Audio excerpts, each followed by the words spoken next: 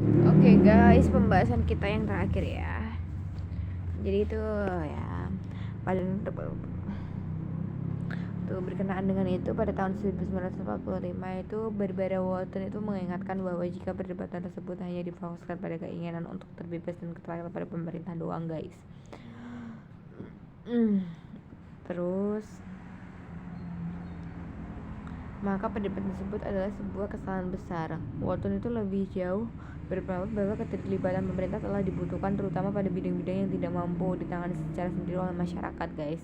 Jadi itu kayak dia tuh kayak mendukung gitu loh pemerintah masuk di sini tuh.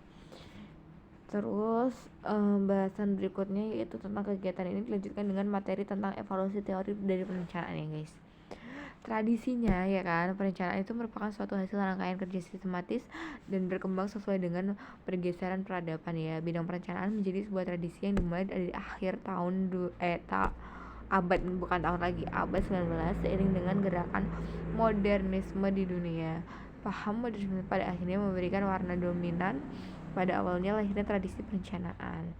Sampai pada tahun 1980-an relatif deh guys ya. Perencanaan lebih banyak menekankan pada proses demokrasi dalam pendekatan kapital aplikasi teknik sesuai dengan perkembangan teknologi, koordinasi dan fungsi sebagai tujuan kolektif dan pertumbuhan ekonomi untuk menciptakan masyarakat kelas menengah sehingga Scott Campbell ya setelah perencanaan modern merupakan anak dari pencerahan.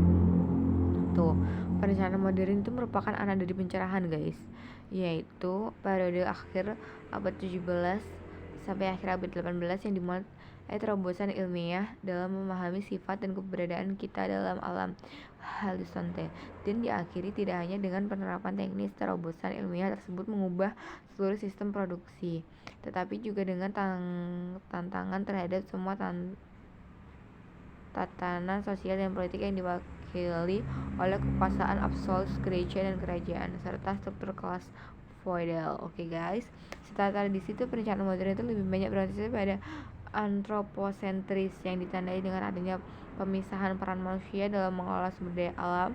Ukuran yang digunakan adalah sebesar-besarnya kemampuan peran manusia dengan memanfaatkan sumber daya alam semaksimal mungkin. Manusia itu diposisikan sebagai subjek dan alam sebagai objek yang harus menopang kebutuhan subjek tanpa ada hubungan timbal balik yang sepadan guys. Ya, tanpa hubungan timbal balik banget ya guys. Tuh, akibatnya adalah eksploitasi lingkungan dengan hanya sedikit upaya menjaga kelestarian atau memberi kesempatan kepada alam untuk memulihkan keadaan. Tuh, akibatnya tuh sangat parah banget ya, alamnya jadi rusak guys. Oke, kapitalisme yang menjadi salah satu mazhab utama ekonomi dunia turut melahirkan perencanaan kapitalis.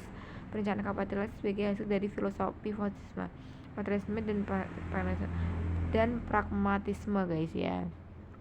Oke guys, perencanaan pada akhirnya bertumbuh pada pendekatan rasional, tidak terkecuali di Indonesia ya. Buktinya dapat terlihat dari pengalaman praktek perencanaan yang telah sedang berlangsung saat ini ya.